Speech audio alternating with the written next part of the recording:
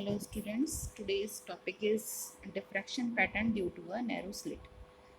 Fresnel diffraction में हम पढ़ रहे थे और अभी हमने फ्रेजनल डिफ्रैक्शन पैटर्न पढ़ा था due to a straight as.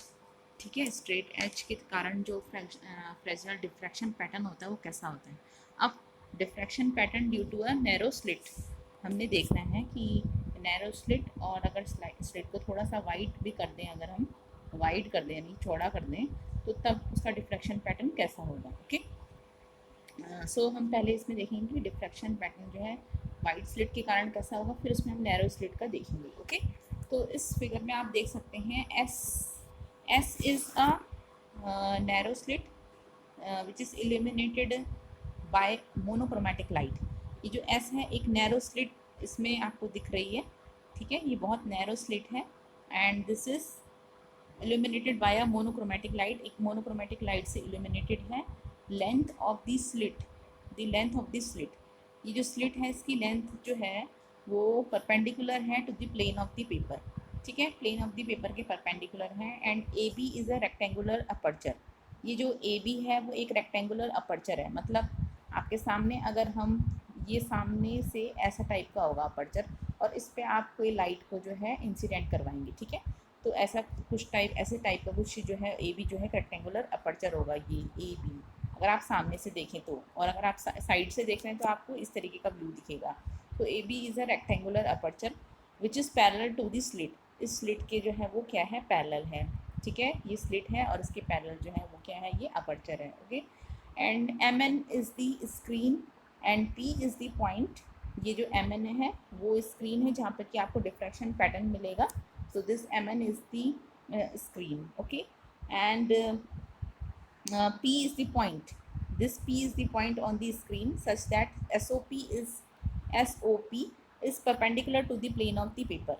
ये जो SOP है यानी कि आप ऐसे देख सकते हैं कि आप सामने S पे आप हो और P पे अगर हम एक परपेंडिकुलर ड्रॉ करें तो हम उसको कह सकते हैं कि SOP एक ही एक लाइन है जो कि प्लेन की परपेंडिकुलर है। ठीक है, अगर आप देखोगे सामने से तो एस पी आपको एक परपेंडिकुलर प्लेन पे जो है परपेंडिकुलर लाइन दिखेगी। ओके, तो एस ओ पी इस तरीके से है। ओके, एंड एक्स वाई जो है वो क्या है, it is the incident cylindrical wave front. ठीक है, एक्स वाई जो है वो सिलिंड्रिकल वेव फ्रंट है and on the screen E F, इस स्क्रीन पे ई एफ भी एक पॉइंट दिख रहे हैं आपको, ई और F. This E F is the illuminated portion. ये ई एफ जो है वो इल्यूमिनेटेड पोर्शन है, मतलब जितने पोर्शन पे जो है वो क्या आ रही है, लाइट आ रही है, that is the illuminated portion. ठीक है, and above E and below F is the region of the geometrical shadow. और जो ई के अबव जितना भी रीजन है और एफ के बिलो जितना भी रीजन है, ये वाला रीजन और ये वाला रीजन, ये रीजन आपका है ज्योमेट्रिकल शेडो। ठीक है, ये वाला रीजन भी, तो जहाँ पर तो लाइट दिखेगी आपको, यहाँ पर इल्यूमिनेटेड पोर्शन है और बाकी जो पोर्शन है जहाँ पर कि आपको शेडो टाइप का दिखेगा, तो ये ज्योमेट्रिकल शेडो रीजन हो गया। ठीक है, ये ई के अबव है और एफ के बिलो है। ओके, ठीक। Now if the slit A B, अगर ये जो ए बी स्लिट है, अब यहाँ पर ये आपको एक ध्यान देना पड़ेगा कि यहाँ पर लिखा हुआ तो है diffraction pattern due to a narrow slit, but ये नैरो स्लिट हमने यहाँ पर यूज़ की हुई है। ठीक है, अब ये जो ए बी है इसके हम दो केस मान रहे हैं कि जो ये ए बी स्लिट है अगर वो क्या है, वाइड है।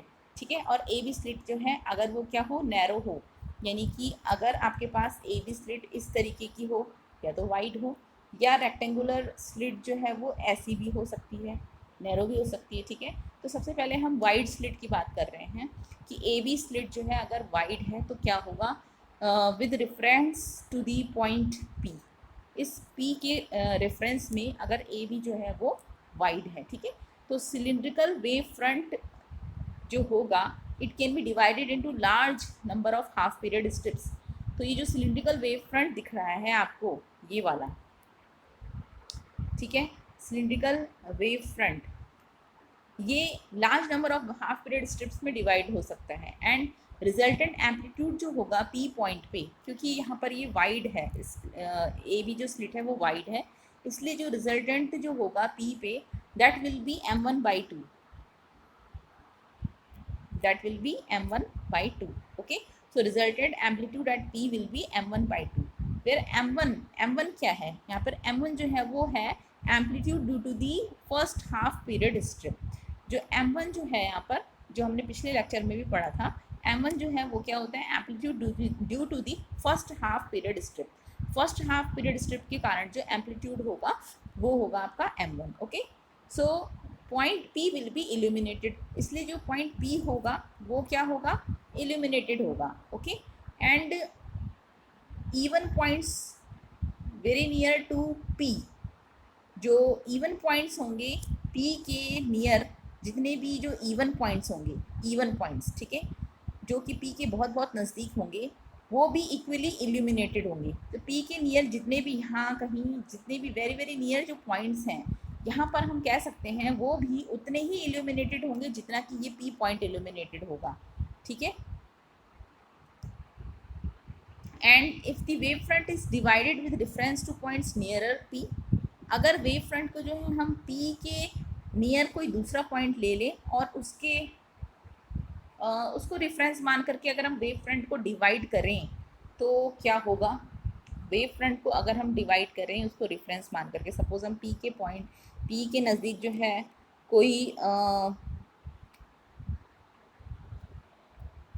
नियरर जो है, हम P के नियर जो है हम कुछ दूसरा पॉइंट मान लें, अगर सपोज़ ये P' ही मान ले, इसको हम आगे देखेंगे, और P' ही मान ले अगर हम, तो क्या होगा, if the wave front is divided with reference two points nearer P, इस P के नियरर अगर हम कोई और पॉइंट ले लें और तब हम वेव फ्रंट्स को जो है डिवाइड करें, तो the number of half period strips above and below the new pole, तो number of half period strips जो कि न्यू पोल, अब ये जब हमने एक नया रेफरेंस पॉइंट मान लिया तो उसके लिए जब हम S से उसको कनेक्ट करेंगे, ठीक है, सपोज़ ये P' जो है हमने एक नया पॉइंट मान लिया और इसको हमने S से कनेक्ट कर दिया, तो इसका जो पोल होगा वो भी एक नया पोल होगा, यानी कि SP का जो पोल था वो तो O था, बट SP' का जो पोल होगा वो होगा यहाँ एक नया पोल, दैट इज़ O'।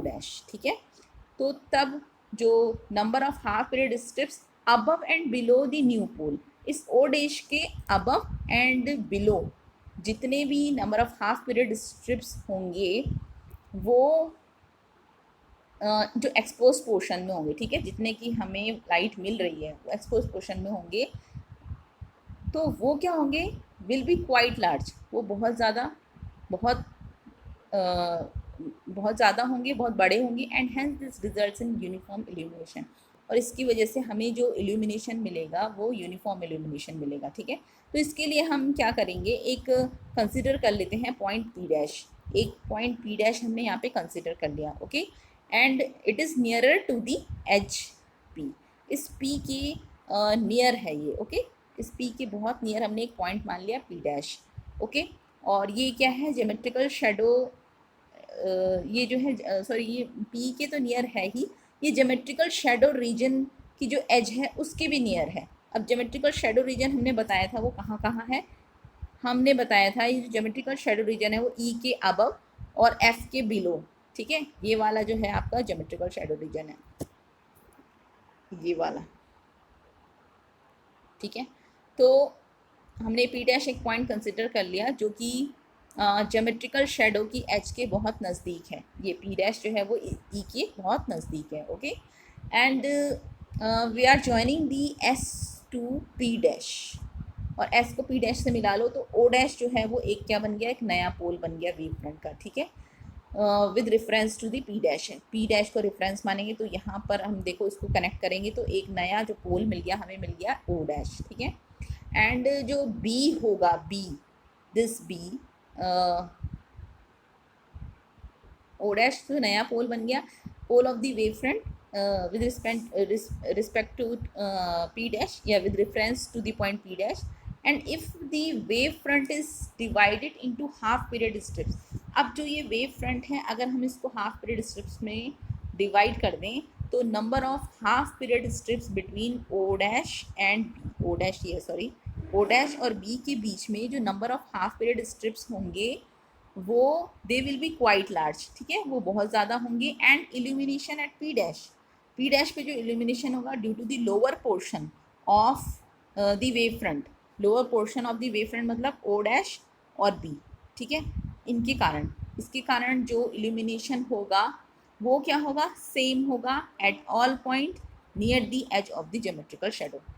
जितने भी जो ज्योमेट्रिकल शेडो के नज़दीक जितने भी पॉइंट्स हैं वहाँ पर सब जगह जो है इल्यूमिनेशन क्या होगा, सेम होगा due to the O dash B के कारण। O dash B wave front के कारण इन सब पॉइंट्स पे जो इल्यूमिनेशन होगा वो सेम होगा।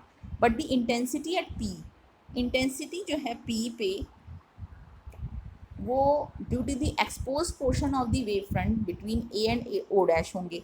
सॉरी, इस पी डैश पॉइंट पे जो आपकी जो इंटेंसिटी होगी, पी पे नहीं, पी डैश पॉइंट पे जो इंटेंसिटी होगी वो किसके कारण होगी, it is due to the expose portion of the wave front, expose portion of the wave front between the point A and O dash.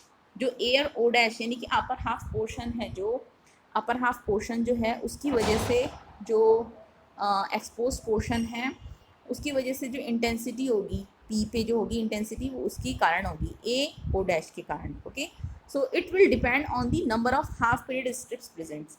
तो जितने number of half period present होंगे, number of half period strips present होंगे वो उस पर depend करेगा the intensity at the P dash. Okay, तो ये हम कैसे फाइंड आउट करेंगे, if the number of half period elements is odd, अगर number of half period elements जो हैं वो ऑड हुए, ठीक है, ये मैंने आप इसमें लिखा हुआ भी है दिस, तो intensity at this P dash, ठीक है, ये इंटेंसिटी पी डैश है।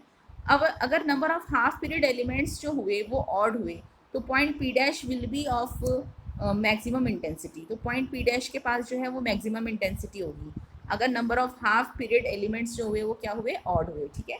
और अगर इवन हुए, number of half period elements जो हैं वो इवन हुए तो point P dash will be of minimum intensity, minimum intensity की होगी ये पी डैश पॉइंट, ठीक है। यानी कि जब number of half period elements जो होंगे वो ऑड होंगे तो पी डैश पे हमें मैक्सिमम इंटेंसिटी मिलेगी, और number of half period elements जो हैं जब इवन होंगे, इवन नंबर होंगे, ठीक है, ऑड नंबर और इवन नंबर तुम सब जानते हो, सो पॉइंट पी डैश जो होगा उस पर हमें मिनिमम इंटेंसिटी मिलेगी, ठीक है। ओके, अब हम क्या करते हैं कि पी डबल डैश एक दूसरा पॉइंट ले लेते हैं, पी डबल डैश हमने एक दूसरा पॉइंट ले लिया, वो भी ज्योमेट्रिकल शेडो रीजन में ले लिया, ठीक है। ज्योमेट्रिकल शेडो रीजन में हमने एक पी डबल डैश दूसरा पॉइंट ले लिया। ज्योमेट्रिकल शेडो रीजन हमें पता है ई के अबव जितना भी रीजन है वो ज्योमेट्रिकल शेडो रीजन है, तो ई के अबव जो ज्योमेट्रिकल शेडो रीजन है वहाँ पे हमने एक पॉइंट पी डबल डैश ले लिया। ओके, अब पी डबल डैश जब हमने ले लिया तो हम क्या करते हैं कि एस को पी डबल डैश से मिला लेते हैं, ठीक है। ये जो डैश डैश लाइन है ये बाद में हमने ड्रॉ की हुई है, पहले हमारे पास जो ये जो डार्क लाइन थी ये वाली थी केवल, ठीक है, और ये डैश डैश लाइन जब हमने बाद में अज्यूम किए पॉइंट्स तो तब हमने उनको कनेक्ट किया है। तो पी डबल डैश हमने एक पॉइंट मान लिया बाद में, और एस से हमने इसको क्या कर दिया, कनेक्ट कर दिया। तो एस को पी डैश से जो है पी डबल डैश से ज्वाइन कर लो। ओके, तो एस को पी डबल डैश से हमने ज्वाइन कर लिया।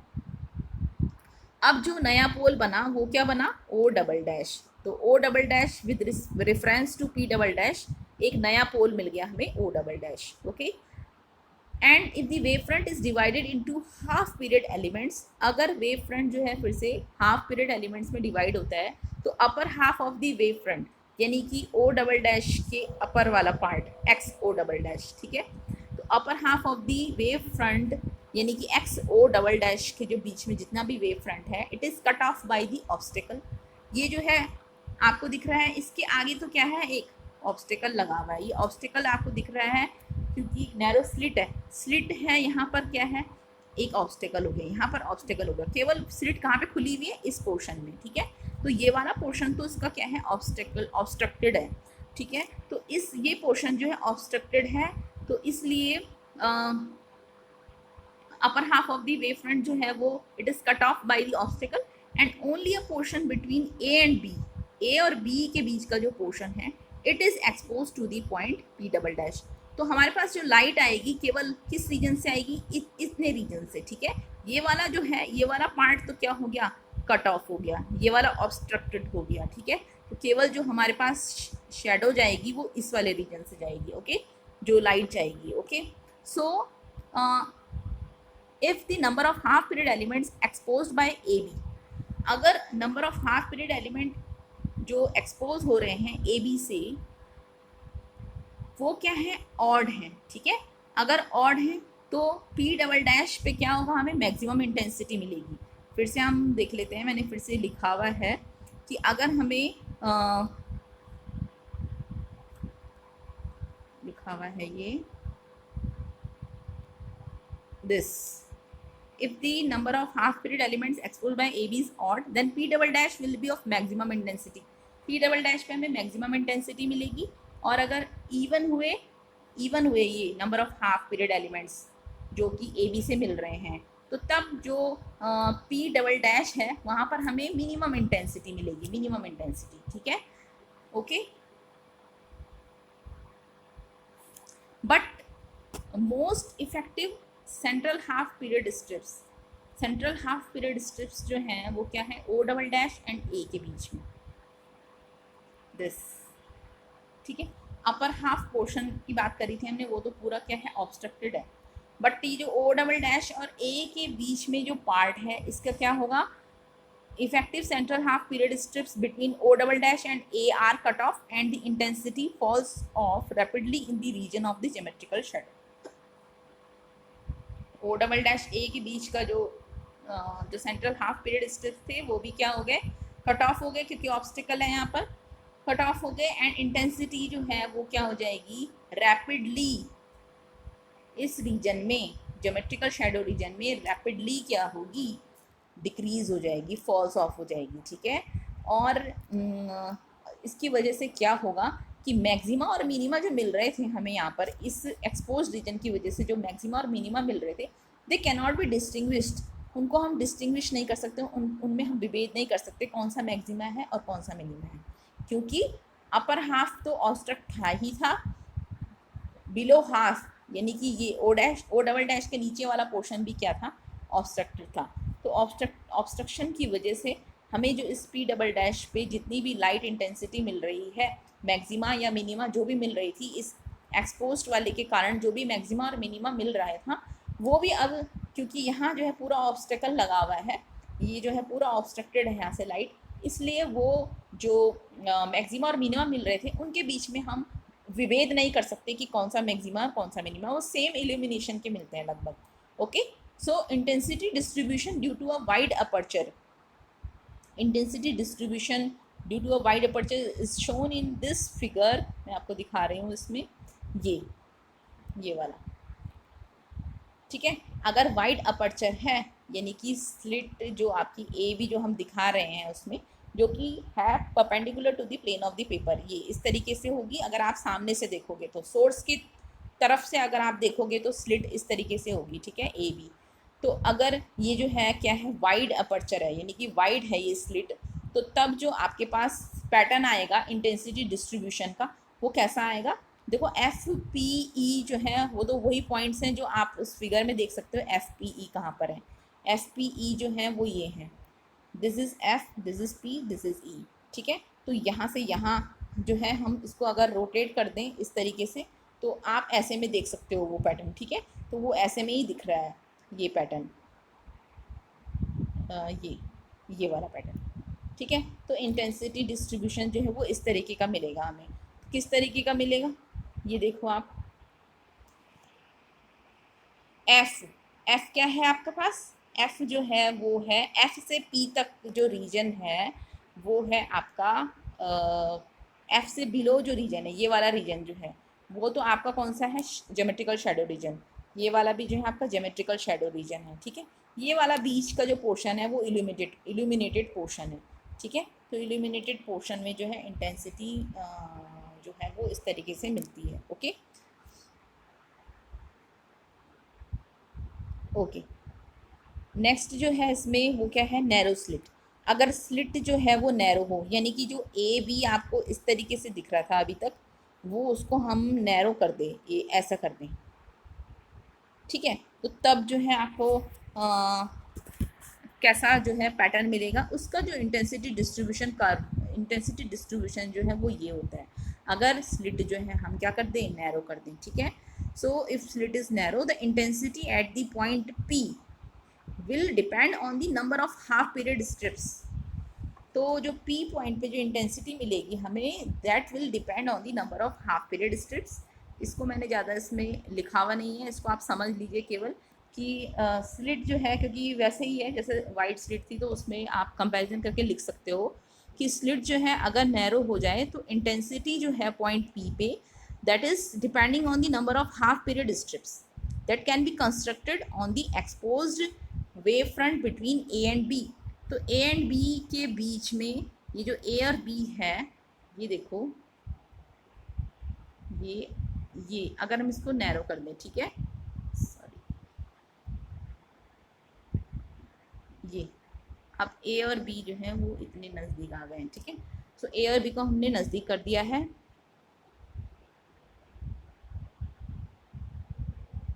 So number of half period strips जो कि हम कंस्ट्रक्ट कर सकते हैं on the exposed wave front between A and B। ये जो wave front A and B हैं, इनके बीच से जितनी भी वेव फ्रंट जो आ रही हैं उनसे हम कंस्ट्रक्ट कर सकते हैं हाफ पीरियड स्ट्रिप्स जो भी, वो उस पर उनके नंबर पे डिपेंड करेगा इस P पे इंटेंसिटी, ठीक है। So if the number of half period strips, फिर से अगर number of half period strips जो हुए वो कितने हुए, ऑड हुए, ठीक है, तो इंटेंसिटी जो होगी P पे वो क्या होगी, मैक्सिमम होगी, ठीक है। और अगर जो है वो number of half period strips यहाँ से आने वाले जो है number of half period strips जो हुए वो इवन हुए, तो P पे जो इंटेंसिटी होगी वो क्या होगी, मिनिमम। यानी कि ये जो होगी number of half period strips जो है अगर ऑड हुए, और मिनिमम होगी अगर number of half period strips जो है वो क्या हुए, इवन हुए। Okay, so the point P can be bright और डार्क। तो पॉइंट P को हम कह सकते हैं ये क्या हो सकता है, ये मैक्सिमम भी हो सकता है और मिनिमम भी हो सकता है, ठीक है, depending on the number of half period strips. तो ये हम ये कह सकते हैं कि ये जब मैक्सिमम भी हो सकता है और मिनिमम भी हो सकता है, तो इसका मतलब ये क्या, ये या तो डार्क भी हो सकता है, डार्क भी हो सकता है और ब्राइट भी हो सकता है, ठीक है। तो ये डार्क भी हो सकता है और ब्राइट भी हो सकता है depending on the number of half period strips, ठीक है। अब हम एक कंसिडर कर लें, अगर पॉइंट P डैश को हम कंसिडर कर लेते हैं, और that is in the illuminated portion EF, ये किसके बीच में है, EF इल्यूमिनेटेड पोर्शन के बीच में है, okay. And intensity at P will depend on the number of half period strips that can be constructed between A and O dash. तो A और O डैश के बीच में अगर हम इसी को मान रहे हैं कि ये नैरो स्लिट है, तो A और O डैश के बीच में जितने भी number of half period strips बनेंगी, उसकी वजह से जो number of half period strips जो भी होंगी उसकी वजह से ही इंटेंसिटी जो है हमें P पे मिलेगी, वो मैक्सिमम होगी या मिनिमम होगी, ओके। O डैश हमें पता है, O डैश क्या है, पोल है with reference to P dash. अब if the number of half period strips between A and O dash, फिर से अगर A और O डैश के बीच में जो number of half period strips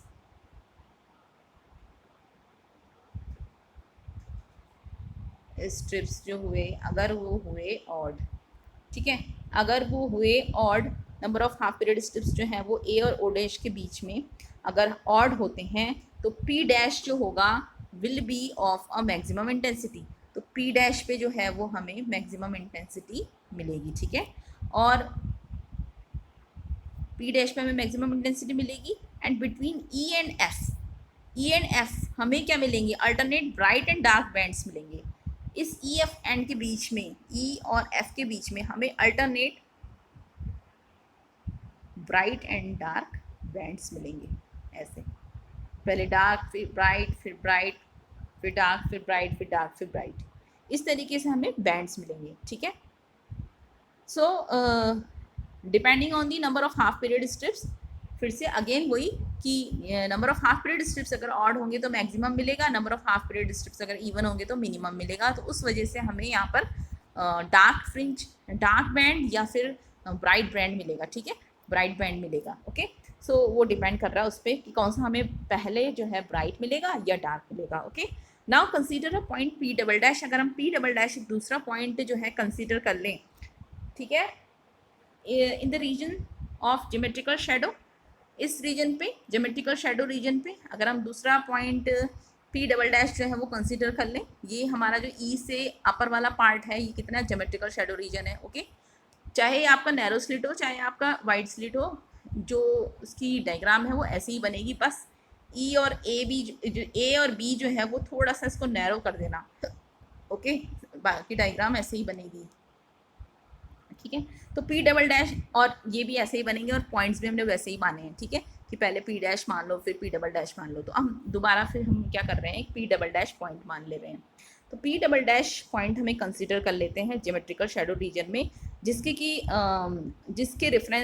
जिसको रेफरेंस मान करके हम ओ डबल डैश को पोल मान सकते हैं। ये ओ डबल डैश जो है वो पोल हम मान सकते हैं। Okay, and the intensity at P double dash, जो इंटेंसिटी होगी पी डबल डैश पे, वो भी क्या करेगी, किस पे डिपेंड करेगी, number of the half period strips, again number of the half period strips.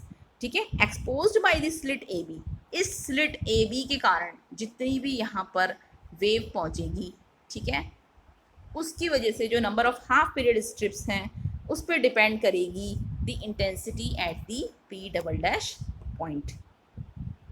Okay, so the upper half of the wave front above O double dash, O double dash के जो अपर हाफ जो region है, यानी कि x O double dash, ठीक है, wave front का जो रीजन है वो that is obstructed by the obstacle, ये हमें पता है ये ऑब्स्ट्रक्टेड है ऑब्स्टिकल से।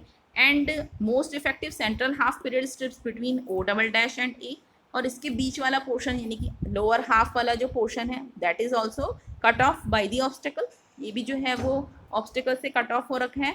ठीक है, and most effective central half period strips between O double dash and A are cut off by the obstacle. Okay, so this at P double dash which is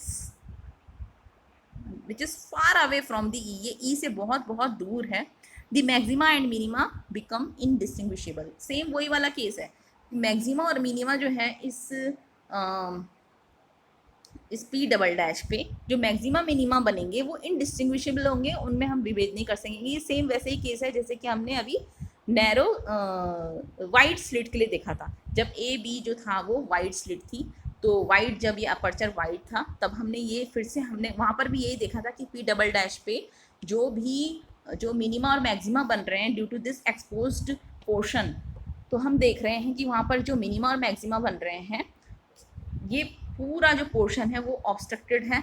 तो यहाँ पर जितना भी है, क्योंकि ये ई से बहुत बहुत दूर है, इसलिए यहाँ पर जितने भी मिनिमा और मैक्सिमा यानी कि ब्राइट एंड डार्क बैंड्स बनेंगे उनमें हम विभेद नहीं कर सकते हैं, उनको हम डिस्टिंग्विश नहीं कर सकते हैं कि भाई कौन सा ब्राइट है और कौन सा डार्क है। ओके, सो यहाँ पर भी वही केस है, जब हम स्लिट को जो है नैरो बना दे रहे हैं ए और बी, तो उसमें भी हमें वही पैटर्न मिल रहा है जो पी डबल डैश पे, जो कि हमें वाइड अपर्चर पे मिल रहा था। ओके, सो वही है कि मैक्सिमा और मिनिमा जो है वो they become indistinguishable. Okay, so there is no marked transition between the diffraction bands observed in the geometrical shadow and the illuminated portion. So in the intensity distribution on the screen, इस screen पे जो intensity distribution होगा due to a narrow slit, okay, so इस narrow slit को हम ये भी कह सकते हैं कि वेवलेंथ जो कि लेस देन हो वेवलेंथ ऑफ द लाइट से, इतनी नैरो हो कि वेवलेंथ ऑफ लाइट जो हो वो उससे ज़्यादा हो। ठीक है, यानी कि वेवलेंथ ऑफ लाइट से कम हो ये ए बी की जो विड्थ है वो जो हो वेवलेंथ, लाइट की वेवलेंथ यानी कि लैम्डा से जो है वो कम हो। ठीक है, ये वाली जो डिस्टेंस है वो कम हो लैम्डा से। ओके, तो इतनी नैरो हम मान रहे हैं। सो हम ये देख सकते हैं कि broad central maximum will be observed, centre में जो है एक ब्रॉड मैक्सिमम मिलता है एंड जो कि इल्यूमिनेटेड पोर्शन में होगा ऑब्वियसली, एंड इंटेंसिटी वेरिएशन जो है that can not be distinguished, intensity variation जो है वो डिस्टिंग्विश नहीं किया जा सकता है, and intensity gradually falls off in the region of the geometrical shadow, जो कि आप इससे देख सकते हो कि एक मिनट है,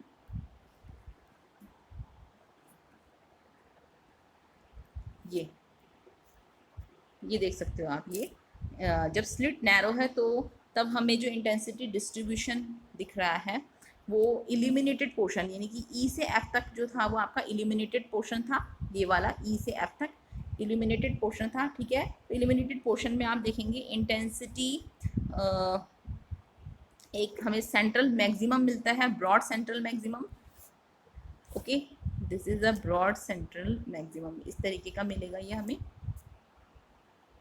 ओके, सेंट्रल मैक्सिमम मिलेगा ब्रॉड एंड इल्यूमिनेटेड पोर्शन में। एंड इंटेंसिटी वेरिएशन जो है वो हम डिस्टिंग्विश नहीं कर पा रहे हैं, and intensity gradually falls off in the region of geometrical shadow. हम देख सकते हैं कि ये वाला पोर्शन जो है वो क्या है, ज्योमेट्रिकल शैडो रीजन, ई से अबव वाला और एफ से बिलो वाला, ये क्या था, हमारा था ज्योमेट्रिकल शैडो रीजन। तो ज्योमेट्रिकल शैडो रीजन में हम देख सकते हैं कि इंटेंसिटी जो है वो ग्रेजुअली क्या हो रही है, फॉल्स ऑफ हो रही है, ठीक है। तो हम ये देख सकते हैं कि इंटेंसिटी डिस्ट्रीब्यूशन जो है स्लिट जब नैरो कर दें तो उसके लिए कैसा होगा, और जब स्लिट हमारे पास जो थी वाइड थी तो उसके लिए इंटेंसिटी डिस्ट्रीब्यूशन कैसा है। पी पे जो है हमारा यहाँ पर ज़ीरो इंटेंसिटी है, और ई और एफ के बाद हम देख सकते हैं कि वहाँ पर भी जो इंटेंसिटी है वो फॉल्स ऑफ होती है, ठीक है। बट यहाँ हमें इंटेंसिटी पीक मिलती है ई और एफ के नियर, ठीक है, ई और एफ के नियर इल्यूमिनेटेड पोर्शन में, ठीक है। So this was the diffraction pattern due to a narrow slit, okay. अच्छा, अब जो डिफ्रैक्शन है due to a narrow wire, ये भी देख लेते हैं। Diffraction due to a narrow wire, ये आपका फ्रेजनल डिफ्रैक्शन का जो है वो फ्रेजनल डिफ्रैक्शन वाली जो टॉपिक है उसका लास्ट टॉपिक है ये, diffraction due to a narrow wire. Fresnel diffraction है but due to a narrow wire. तो आप इस फिगर में देख सकते हो, यहाँ पर हमने एक नैरो वायर ले ली है ए बी, ओके। तो इस फिगर में देख सकते हैं एक narrow slit, S is a narrow slit, S जो है वो एक नैरो स्लिट है, and it is illuminated by monochromatic light, and A B sorry, this is not A, this is X, this is X, ठीक है, ये x है, ये ए और बी ये है। So A B is the diameter of the narrow wire, ये जो ए बी है वो नैरो वायर की डायमीटर है, ओके। तो ये जो ए बी है नैरो वायर की डायमीटर वो कैसे ले रखी है, इसका मतलब यहाँ हमने ऐसे वायर ले रखी है और ये जो है इसकी डायमीटर है ए बी, ओके। तो आप सामने से देखेंगे तो आपको ए बी इस तरीके से वायर की डायमीटर दिखेगी, okay. And M N is the screen, M N जो है वो स्क्रीन है जहाँ पर क्या हमें डिफ्रैक्शन पैटर्न दिखेगा। And length of the wire, length जो है वायर की वो पैरेलल है इल्यूमिनेटेड स्लिट के, यानी कि वायर जो है वो इस तरीके से है, पैरेलल है, ठीक है। एंड परपेंडिकुलर है प्लेन ऑफ दी पेपर की, and screen is also perpendicular to the plane of the paper, screen भी जो है वो परपेंडिकुलर है, यानी कि सामने से देखेंगे आपको सीधा दिखेगा ये स्क्रीन सामने दिखेगी आपको, स्क्रीन जैसे कि कोई स्क्रीन दिखती है, जैसे आपको बोर्ड दिखता है वैसे ही, ठीक है। X Y, this is X, okay, this is X, X Y जो है वो इंसिडेंट सिलेंड्रिकल वेव फ्रंट है, एंड पी जो है P is a point on the screen such that S O P is perpendicular to the screen, ये हमें पता है एस ओ पी जो है वो इस स्क्रीन के क्या है, परपेंडिकुलर है। और जो ई एफ है, ई एफ जो है वो इल्यूमिनेटेड, ई एफ जो है वो सॉरी ज्योमेट्रिकल शैडो रीजन है, ठीक है। यहाँ पर ज्योमेट्रिकल शैडो रीजन ई और एफ क्यों है, क्योंकि यहाँ पर एक ऑब्स्टिकल आ गया है ए और बी, यानी कि एक वायर आ गई है, तो वायर की वजह से हमें ई एफ इस रीजन में क्या मिलेगा, हमें शेडो मिलेगी, और इसके अबव रीजन में इल्यूमिनेशन मिलेगा, इसके बिलो रीजन में क्या होगा, इल्यूमिनेशन होगा, ठीक है। यानी कि यहाँ पर उल्टा है, ठीक है, ई और एफ, ई के अबव पोर्शन में क्या है, इल्यूमिनेशन है, एफ के बिलो पोर्शन में क्या इल्यूमिनेशन है, और यहाँ जो है यहाँ हमें क्या मिलेगा, शेडो मिलेगा। दिस रीजन, ये ई एफ रीजन जो है वो क्या है, शेडो वाला रीजन है, ठीक है। और ये वाला रीजन और ये वाला रीजन जो है वो क्या है, इल्यूमिनेटेड है, यहाँ लाइट मिलेगी हमें, यहाँ लाइट मिलेगी, ठीक है। सो ये है इसमें डिफरेंस, ठीक। तो इसमें डिफरेंस आप देख लो ढंग से। अब हमें एक पॉइंट कंसीडर करना है, पी डैश। जितना भी शेडेड पार्ट है वो बाद में बनाया जाता है, लेकिन समय कम होने की वजह से मैं एक ही डायग्राम में इसको बना दे रही हूँ। तो पी डैश जो है वो क्या है, एक पॉइंट हमने कंसीडर कर लिया है पी डैश स्क्रीन पे, जो कि इल्यूमिनेटेड पोर्शन में आ रहा है, ठीक है। इल्यूमिनेटेड पोर्शन में है ये, ई के अब हमने कहा इल्यूमिनेटेड पोर्शन है जहाँ की हमें लाइट मिल रही है, ओके। अब एस और O dash, S and P dash को मिला लेते हैं हम, और एस और पी डैश को मिला देंगे जब, तो हमें एक ओ डैश, एक क्या मिल जाएगा, पोल मिल जाएगा with reference to the P dash, okay. And intensity P dash due to the wave front above O dash, O dash की अबव जो है जो पोर्शन है, यानी कि ओ डैश एक्स की वजह से हमें पी डैश पे जो इंटेंसिटी मिलेगी वो कैसी होगी, that will be same at all points and effect due to the wave front B Y, ये बी वाई, ठीक है। इस बी वाई की जो इफेक्ट होगी इस पी डैश पे, वो क्या होगी, नेग्लिजिबल होगी। तो हमें केवल जो पोर्शन किसकी वजह से हमें पी डैश पे इंटेंसिटी मिलेगी, ए और ओ डैश की वजह से, ओके। ए और इसकी इस पूरे पोर्शन की वजह से, बट हम अपर हाफ की वजह से देख रहे हैं अभी हम, ए ओ डैश की वजह से जो है पी डैश पे हमें इंटेंसिटी मिलेगी, ओके। सो इंटेंसिटी जो होगी पी डैश पे, दैट विल बी मैक्सिमम और मिनिमम। फिर से वही कहानी है कि पी डैश पे जो है हमें इंटेंसिटी मैक्सिमम मिलेगी और मिनिमम मिलेगी, दो टाइप की इंटेंसिटी मिलेगी। मैक्सिमम जो है हमें ये मैक्सिमम मिनिमम कौन डिपेंड करता है, कौन डिसाइड करता है, number of half period strips.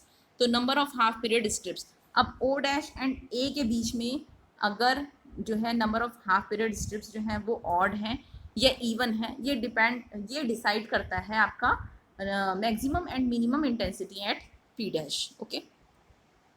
तो इल्यूमिनेटेड पोर्शन जो है स्क्रीन पे, diffraction bands of gradually in illuminated portion of the screen, diffraction bands of gradually diminishing intensity will be observed। तो हमें यहाँ पर जो इस रीजन में, illuminated रीजन में हमें जो diffraction bands हैं वो हमें कैसे दिख रहे हैं, gradually diminishing intensity के, ठीक है। वो हमें ऐसे ऑब्जर्व हो रहे हैं जिसकी की इंटेंसिटी जो है वो धीरे धीरे धीरे धीरे कम होती है, ठीक है। किस रीजन में, ये जो है हमारा इल्यूमिनेटेड रीजन में बता रही हूँ मैं। इल्यूमिनेटेड रीजन में जो है हमें इंटेंसिटी कैसे मिलेगी, इस तरीके की, धीरे धीरे जो है, जो क्या हो रही है, डिमिनिश हो रही है, ये इस तरीके से, ठीक है। पहले ज़्यादा थी, फिर कम, फिर कम, फिर धीरे धीरे ज़ीरो हो गई, ठीक है। ऐसी इस वाले रीजन में भी जो है हमें इस तरीके से मिलेगी, ये पहले ज़्यादा थी, फिर क्या हो गई, कम हो गई, ठीक।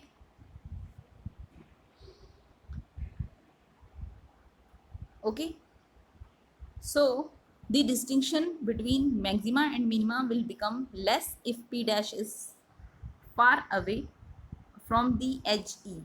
ये जो हम मैक्सिमा और मिनिमा जो है हम मैक्सिमा और मिनिमा जो हम बता रहे हैं पी डैश पे, वो भी उसको भी हम डिस्टिंग्विश तभी कर पा रहे हैं जब ये ई के नज़दीक है। अगर ये ई से बहुत बहुत दूर हो, ये पी डैश पॉइंट, ये इस ई से बहुत ज़्यादा दूर हो, पी डैश पॉइंट बहुत दूर, तो तब ये जो मैक्सिमा और मिनिमा मिल रहे हैं ना इस पी डैश पे, ये भी डिस्टिंग्विश नहीं कर पाएंगे हम, okay. So maxima and minima can not be distinguished if the wire is very narrow.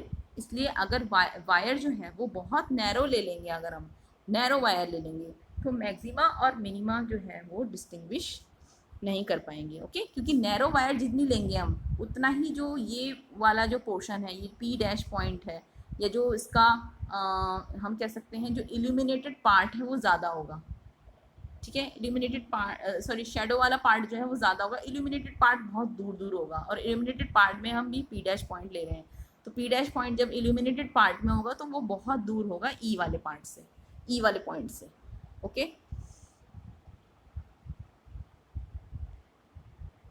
So B Y of the wave front, उस केस में अगर ये जो ए बी जो है वो बहुत बहुत नैरो हो, तो उस केस में जो बी वाई पोर्शन है, ये बी वाई वाला पोर्शन जो है वो जो वेव फ्रंट का जो बी वाई पोर्शन है, that will also produce illumination at the P.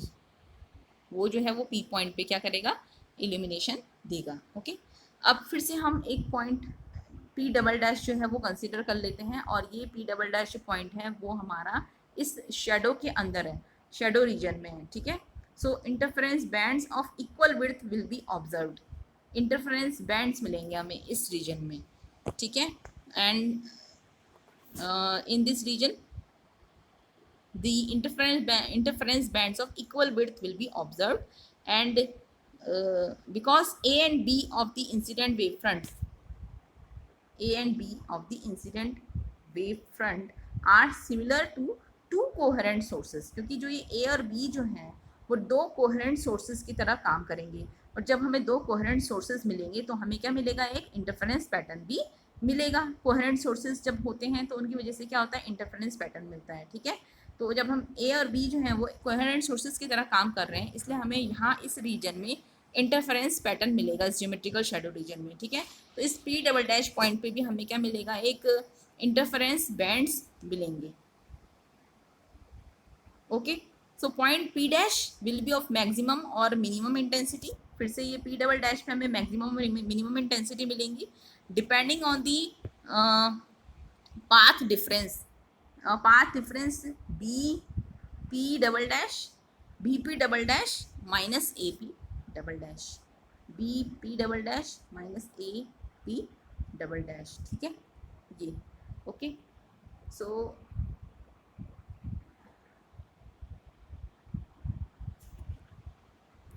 ठीक है, कि पाथ डिफरेंस जो है वो इक्वल टू, पाथ डिफरेंस जो है वो किस पे डिपेंड करेगा, कि पी डैश पे, पी डबल डैश पे जो है हमें मैक्सिमम और मिनिमम इंटेंसिटी मिलेगी, वो डिपेंड करेगा कि इनका जो पाथ डिफरेंस है, इस सॉरी ये वाली रेस, ये वाली रे ए पी डबल डैश और बी पी डबल डैश, इनका जो पाथ डिफरेंस है वो इक्वल किसके है, इवन और odd multiple of lambda by two. वो लैम्डा बाई टू का जो है इवन मल्टीपल है या ऑड मल्टीपल है। ओके, सो इस केस में जो फ्रिंज विड्थ है, fringe width beta, fringe width हमने बीटा से डिनोट किया था, तो फ्रिंज विड्थ जो बीटा है वो that beta is given by D lambda by D. ये हमने पहले भी पढ़ा था, capital D lambda by D. जो डी कैपिटल डी है that is the distance between the wire and the screen. ये जो वायर है और स्क्रीन जो है इसके बीच की डिस्टेंस है कैपिटल डी, और ये जो स्मॉल डी है ये क्या है, distance between the to coherent sources. जो टू कोहेरेंट सोर्सेज हैं इनके बीच की डिस्टेंस है। ठीक है, तो हम देख सकते हैं टू कोहेरेंट सोर्सेज के बीच की जो डिस्टेंस ए बी है वही क्या है, हमारे जो वायर है उसकी डायमीटर है। ठीक है, और वायर की डायमीटर जो है हमने मान ली है कितनी, अगर वायर की रेडियस जो है वो आर है तो वायर की डायमीटर यानी कि A B is equal to 2r। तो हम इस डी की जगह पे यानी कि distance between two coherent sources की जगह पे हम डायमीटर रख सकते हैं वायर की। तो B is equal, beta is equal to हो जाएगा आपके पास D lambda upon 2r, D lambda upon 2r। Okay, so r कितना हो जाएगा, r equals to D lambda upon 2 beta, D lambda upon 2 beta. So this is equation first, this is equation second, यहीं से आया है ये, यहाँ से हमने इसको क्रॉस मल्टीप्लाई कर लिया था, तो r इक्वल्स टू आ गया D lambda by 2 beta. Okay, so lambda equals to 2r, यहीं से देख लो लैम्डा की वैल्यू आ गई 2r बीटा अपॉन, यहाँ मल्टीप्लाई कर लो 2r beta upon capital D. So this is equation 3। Okay, this is equation 3 where beta is the fringe width corresponds to the distance between any two consecutive maxima. हमें पता है कि जो beta है, beta क्या है हमारे पास, फ्रिंज विड्थ है, वो क्या है, distance between any to consecutive maxima, यानी कि दो कॉन्सेक्यूटिव मैक्सिमा के बीच की, यानी कि सपोज फर्स्ट मैक्सिमा और सेकंड मैक्सिमा है उनके बीच की जो डिस्टेंस है। ठीक है, यानी कि फर्स्ट ब्राइट फ्रिंज और सेकंड ब्राइट फ्रिंज के बीच की डिस्टेंस। ठीक है, ये हो गया आपके पास, सपोज मैंने आपको पहले भी बताया था ये दो डार्क फ्रिंजेस हैं। ठीक है, और ये देखो ये डार्क फ्रिंज आ गई, फिर ब्राइट आ गई, फिर डार्क है, फिर ब्राइट है, फिर डार्क है, फिर ब्राइट आ गई और फिर डार्क आ गई, ठीक है। तो बीटा जो है या तो इन दो ब्राइट फ्रिंजेस के बीच की डिफरेंस है, या फिर बीटा जो है वो इन दो डार्क फ्रिंजेस के बीच की डिस्टेंस है, यानी कि दो कंसेक्यूटिव मैक्सिमा और मिनिमा के बीच की डिस्टेंस होती है। Okay, so from equation two से हम देख सकते हैं, इक्वेशन टू कितनी है, R equals to D lambda upon two beta. From this equation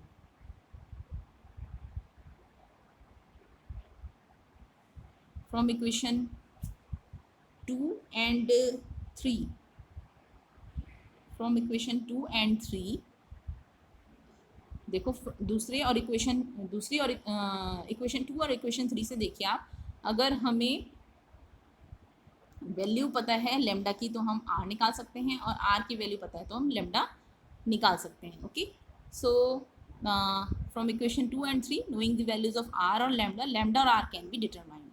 ठीक है, अब इस फिगर में देखो कि ये बैंड्स जो हैं, ये वाले बैंड्स क्या शो कर रहे हैं, ये वाला बैंड जो है, ये वाला बैंड ये क्या शो कर रहा है, this band represent the interference bands in the region of the geometrical shadow.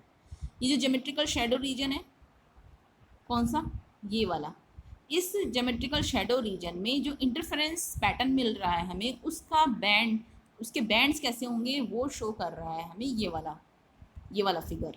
ठीक है, ऐसा टाइप का इंटरफेरेंस बैंड मिलेगा in the region of geometrical shadow. ठीक है, जबकि ये और ये पोर्शन, ये जो ये वाला और ये वाला फिगर है, ये हमें क्या शो कर रहा है, this represents the diffraction bands in the illuminated portion. जो डिफ्रैक्शन बैंड्स हैं इल्यूमिनेटेड पोर्शन में, इल्यूमिनेटेड पोर्शन कौन सा है, ई से अबव और एफ से बिलो। ठीक है, यहाँ इन रीजन में हमें जो डिफ्रैक्शन पैटर्न है जो कि सेम है दोनों के लिए, दोनों इल्यूमिनेटेड रीजन के लिए जो है सेम है, वो मिल रहा है। ठीक है, तो वो जो है किससे रिप्रेजेंट करा हुआ है, इस डायग्राम से। ठीक है, so diffraction bands in the illuminated portion.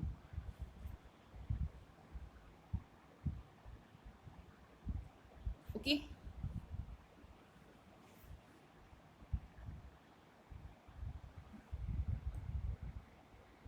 So intensity distribution, अभी हम इसमें देखेंगे कि इंटेंसिटी डिस्ट्रीब्यूशन जो है वो कैसे नैरो वायर की वजह से, जो नैरो वायर है उसकी, जो हमने नैरो वायर मानी है अभी कि वायर जो है वो नैरो है, ठीक है, तो उसकी वजह से जो हमारे पास इंटेंसिटी डिस्ट्रीब्यूशन कर्व आता है वो ऐसा आता है ये। ठीक है, देखो ये वाला जो रीजन है वो तो ज्योमेट्रिकल शैडो है, ई से एफ तक, ई और एफ के बीच में कौन सा रीजन था, ज्योमेट्रिकल शैडो रीजन। अब ऊपर जो वो है डायग्राम है उसमें देख लेना, ray diagram, geometrical shadow region E से एफ के बीच में हमें एक सेंट्रल मैक्सिमा मिल रहा है। जब हमारे पास नैरो वायर है तो सेंट्रल में एक मैक्सिमा मिल रहा है। ठीक है, और ये डिफ्रैक्शन पैटर्न मिल रहा है हमें एफ के इधर और ई को अबव एंड एफ के बिलो, ये हमें डिफ्रैक्शन पैटर्न मिल रहा है, और ई और एफ के बीच में हमें इंटरफेरेंस पैटर्न मिल रहा है। ठीक है, यानी कि पी पे हमें जो है मैक्सिमा मिल रहा है। ठीक है, नैरो वायर के कारण। ओके, ये इस तरीके का पैटर्न होगा जब हमारे पास नैरो वायर है। ठीक है, क्योंकि हम पढ़ रहे हैं diffraction due to a narrow wire, तो नैरो वायर की वजह से हमें जो वो मिलेगा, हमें पैटर्न मिलेगा वो ये मिलेगा। ठीक है, ये वाला। ओके, ये ध्यान देना है। दूसरा, अगर हम क्या कर दें कि वायर को जो है हम थिक कर दें, उस नैरो वायर को, जो पतली सी थी वायर, अब हम उसको जो है थिक बना दें, थोड़ा मोटी बना दें, तो इंटरफेरेंस बैंड जो होंगे they can not B noticed. तब इंटरफेरेंस बैंड जो है हम ढंग से देख नहीं पाएंगे। ओके, क्योंकि इक्वेशन फर्स्ट से आप देखो, इक्वेशन फर्स्ट जो है आपके पास क्या है, beta equals to D lambda by 2r।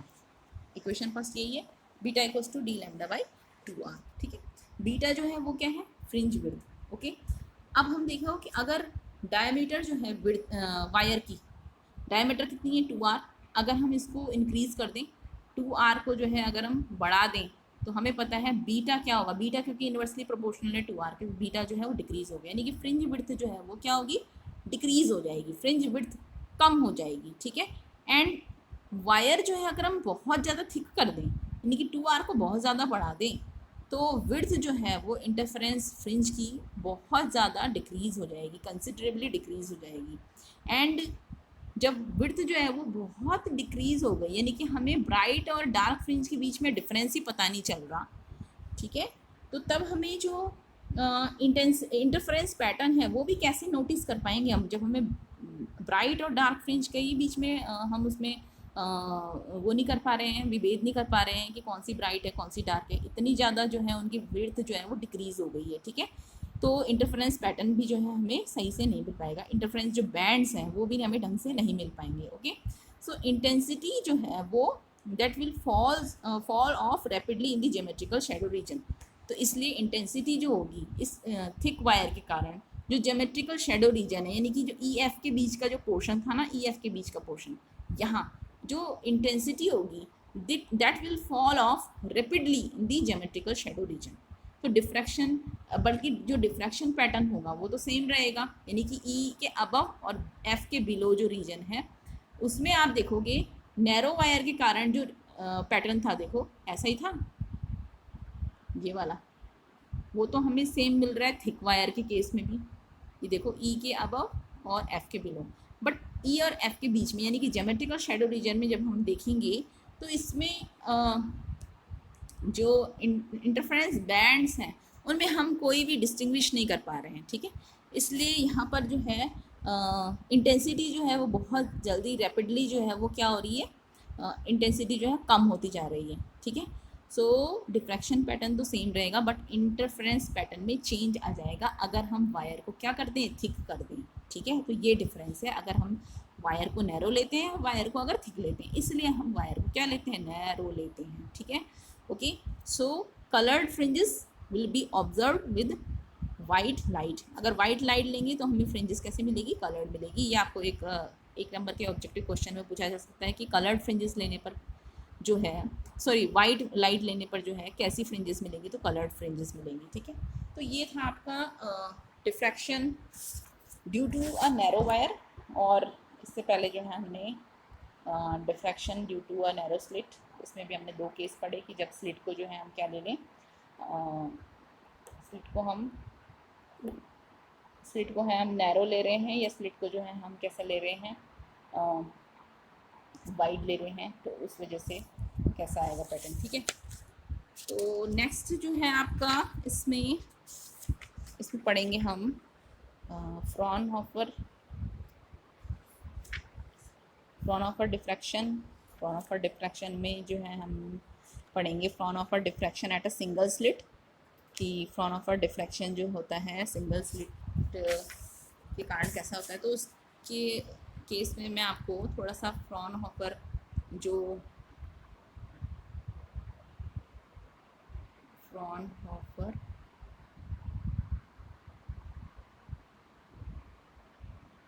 Pattern के बारे में थोड़ा सा इंट्रोडक्शन दे देती हूँ कि फ्रॉनहोफर पैटर्न जो है हमें कैसे मिलता है। So to obtain a Fraunhofer diffraction pattern the incident wave front must be plane. जो हमारे पास इंसिडेंट वेव फ्रंट होगी, इंसिडेंट वेव फ्रंट, तो इसकी जो कंडीशंस हैं वो क्या हैं फ्रॉनहोफर डिफ्रैक्शन की, कि इंसिडेंट जो वेव फ्रंट है, इंसिडेंट वेव फ्रंट जो होनी चाहिए वो कैसी होनी चाहिए, that must be plane. Incident wave front कैसी होनी चाहिए, प्लेन होनी चाहिए। और diffracted light is collected on the screen with the help of a lens. जो डिफ्रैक्टेड लाइट जो हम अभी तक इस केस में फ्रेजनल केस में जो हम कर रहे थे ना, डिफ्रैक्टेड लाइट को कलेक्ट कर रहे थे स्क्रीन पे, तो वो अब इस फ्रॉनहोफर के केस में क्या होगी, वो थ्रू दी लेंस के थ्रू जो है हम उसको कलेक्ट करेंगे, ठीक है। यानी कि जो लाइट हम यहाँ से पास करवा रहे थे ना इस केस में जो अभी तक हम पढ़ रहे थे, वो अब फ्रॉनहोफर के केस में यहाँ पर जो लाइट आएगी वो एक लेंस से गुजर करके आएगी, ठीक है, पर्दे पे, okay. And the source of light should either be at a large distance, यानी कि जो सोर्स है लाइट का जो हम यहाँ पर ले रहे थे, देखो ये जो सोर्स है वो या तो बहुत लार्ज डिस्टेंस पे होना चाहिए स्लिट से, ठीक है, और या फिर कॉलीमेटिंग लेंस का यूज़ होना चाहिए। या तो क्या होना चाहिए, जो एस है वो स्लिट से बहुत ज़्यादा डिस्टेंस पे होना चाहिए, ये वाली डिस्टेंस बहुत ज़्यादा होनी चाहिए, या फिर इस इफ़ेक्ट को कम करने के लिए, इस इफ़ेक्ट को हटाने के लिए हमें क्या करना पड़ेगा, कि अगर माना सोर्स को हमें बहुत दूर से करना है ऑब्जर्व, तो सोर्स को हम क्या कर सकते हैं, सोर्स के आगे हम एक कॉलीमेटिंग लेंस लगा सकते हैं यहाँ पर। तो कॉलीमेटिंग लेंस लगा करके या फिर सोर्स को जो है बहुत ज़्यादा दूरी पे रख करके इस स्लिट से तब हम जो है फ्रॉनहोफर डिफ्रैक्शन को प्राप्त कर सकते हैं, फ्रॉनहोफर डिफ्रैक्शन पैटर्न प्राप्त कर सकते हैं। ओके, सो फ्रॉनहोफर डिफ्रैक्शन की जो ये कंडीशंस थी ये आपको ध्यान रखनी पड़ेगी, तभी हम फ्रॉनहोफर डिफ्रैक्शन पैटर्न को जो है हम देख सकते हैं। ठीक है, सो फ्रॉनहोफर डिफ्रैक्शन में हम पढ़ेंगे Fraunhofer diffraction at a single slit and intensity distribution in diffraction pattern due to a single slit. ठीक है, ओके, और फ्रॉनहोफर डिफ्रैक्शन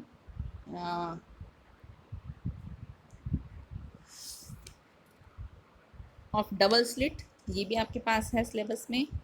एंड उसके बाद उसका इंटरफेरेंस मैक्सिमा एंड मिनिमा, ये हम नेक्स्ट लेक्चर में हम पढ़ लेंगे इसको।